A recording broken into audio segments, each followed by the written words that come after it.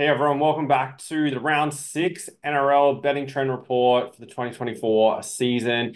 In this weekly video, I go through all the betting trends for every matchup coming up this weekend, what the odds were, the line, the total points line were for the past meetings between these sides, and go through my early thoughts on who I think is going to win, how much they're going to kind of win by, and what my potential early bets are going to be for these games. And then later in the week, post my official bets and break down the exact reason why I've elected to go with that bet. Before we get into this weekend's games, though, just want to quickly review last weekend's matchups. 6 of the 8 games went over the total points line, bringing the record or slightly more even now. With of the 40 games this season, 17 have now gone over, which was a lot lower going into last week. And what's really important to pay attention to is how the betting companies adjust. So we saw through the first 4 weeks that a lot of games were going under the total. Then last week, and so round 4, the average line was set at 43.3 for those games that weekend.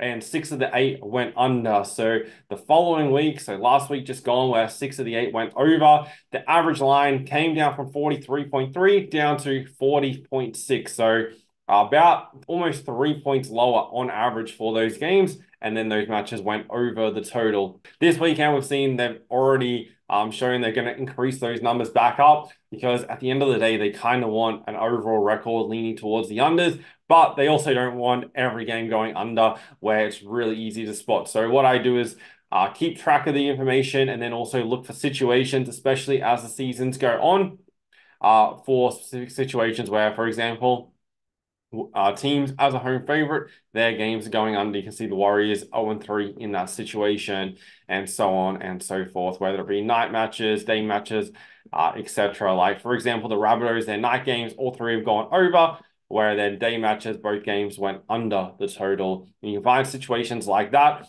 Also, you can use this information to start to fade teams in different situations when their record starts to go too lopsided one way. And we've got quite a few sides. So firstly, the Tigers, all 4 games have gone under. We're going to notice their games, the totals come down slightly.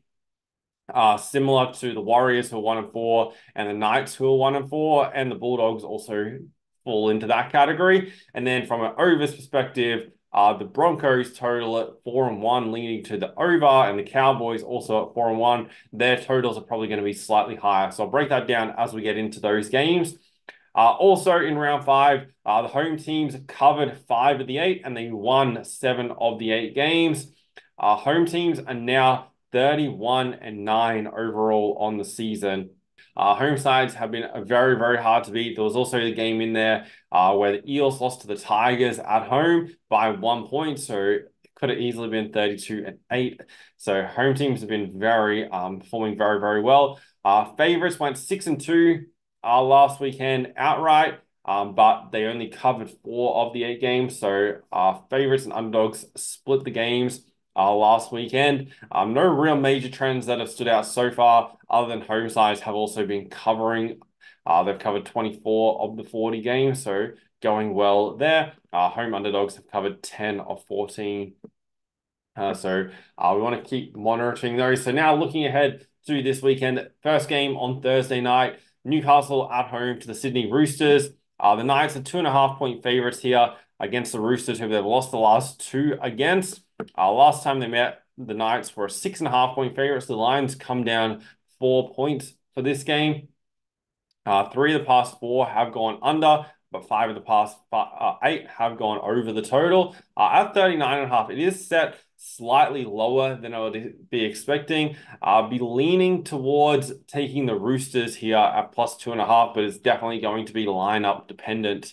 As obviously they have issues coming through their previous game against the Bulldogs. So I'm just going to be monitoring this game at this stage. It's not a game where I'm like super excited to bet into either, but slight lean towards the Roosters, who have a really good record, winning 16 in the past 19 against the Knights. But just not a game where I want to get heavily involved. Similar to the following game, as I mentioned, the Bulldogs, who played the Roosters last week, they've got injury issues coming into this game out of that match last week. Hence why the Storm were 17.5 point favorite. That was yesterday. It's 18.5 at some places now, so it's even moving up higher. Last time they met in Melbourne, the Storm were a 7.5 point favorite. So you can see how much those injuries for the Bulldogs, even though they won against the Roosters last week, are impacting this game. So from a line perspective, this is a big game I'm definitely going to stay out of. The Bulldogs actually beat the Storm in Melbourne in round 2 last season. So that's good that they have that. I feel like, this more this line grows, the more like you kind of have to lean towards the Bulldogs to cover, because covering more than 3 converted tries is starting to get very difficult to do. Storm have covered 4 of the past 5. They did cover at minus 28.5 in there as well back in 2021. But the Bulldogs have obviously improved a fair bit since then. The total at 44.5. This was a game where I was really keen on taking the overs, depending who lines up for the Bulldogs. But at 44.5, it's just too high. Much higher than the previous meetings between these two sides. So this number has been jacked up quite a lot. So going to stay away from the total as well. Broncos versus Dolphins. They've had the 2 matchups both last season. Broncos won both of those games, but the Dolphins covered both of those. Firstly, the Broncos were a 12.5 point favorite, then an 8.5 point favorite. This time around, they split it at a 10.5 point favorite right in the middle. This game with the total at 45.5. Even though both matchups last season went under, I can see this being an over game. So I've got a slight lean towards the over, but I prefer a slightly better number. 45.5 is pretty high. But I can see this matchup going over, both sides capable of putting on points and struggling defensively. Warriors versus Seagulls. This is a game with a strong over trend. 12 of the past 14 head-to-head have gone over, with the line at only 41.5. Definitely keen on the over here. Warriors 4.5 point favorites. They won the latest matchup against Seagulls last season as a 14.5 point favorite. So also leaning towards New Zealand to cover the 4.5. We get that down to a 3.5. I'd also like taking the minus there. Manly have covered the past 4 and won 3 of the past 4, so they do have a good record. Over in New Zealand, I can see the Warriors getting this game, winning this game and covering a small spread, but would like slightly lower, but definitely going to take the overs in that game. Eels versus Cowboys. The Cowboys are a 3.5 point favorite here. Last time they met in Sydney, the Eels were a 14.5 point favorite. That was round 13 last season. So this line has moved around quite a lot. Obviously, Mitch Moses not playing is majorly contributing to that. Like the Cowboys to cover the small spread here, minus 3.5. The total for the past 5 head-to-head have gone under, and it is set at 46.5. So it is pretty high. Both sides are going really poor defensively, and the Cowboys are a strong attacking side. So going to stay out of the total. Even though I think it is probably a touch high. And the bet I really like is the Cowboys to cover at minus 3.5. Rabbitohs versus Sharks. Sharks are a 6.5 point favorite. Last time they met, the Rabbitohs were a 12.5 point favorite. That was over in Perth at the end of last season. Back earlier in the year, the Rabbitohs were a 5.5 point favorite. So of the Rabbitohs form, Rabbitohs were the team that I wanted to fade this season, back in the preseason, and they're 0-5 to start the season. I think the Sharks win this game. Just a question of kind of how much I feel like the Sharks are going to win by. The 6.5 line, I feel like is a slightly high.